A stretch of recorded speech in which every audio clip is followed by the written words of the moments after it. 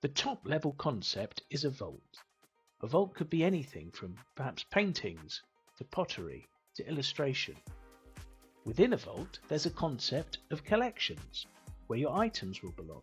For example, in the paintings vault, you might have still life, landscapes, or perhaps a collection you're working on at the moment for spring 2025. What's really important to remember is it's up to you how you want to organise your work. You can move items between collections and vaults whenever you want. Creating a vault is quite straightforward. Go to the Vaults page, click on the New Vault button, and give the vault a name. I've called mine Paintings. I'm going to add an image to the vault.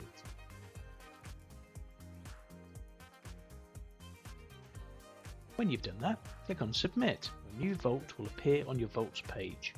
Here you could use the Edit button to change the details about the vault again. You can delete the vault and see how many collections that vault has and how many items that vault has. To access the vault, click on the Enter the Vault button. When you go to the Collections page, you will see that there is already a collection created for you in that vault. This is known as the default collection. Any items that you create and you don't select a particular collection for that item to go into will end up in this collection. You can either edit this collection by changing its name, giving it an image, or you can create a brand new collection. I'm going to do that now. I'm going to give the collection a name.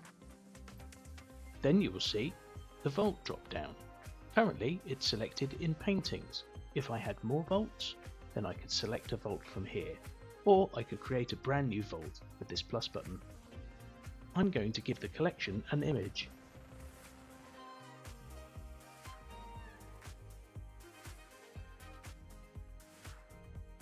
And now I'm going to click on the Save button.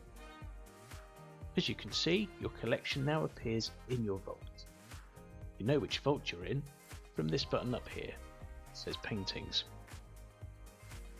You can edit this collection, the Edit button, delete it completely, or you can select the Share button. This will share all the items within your collection.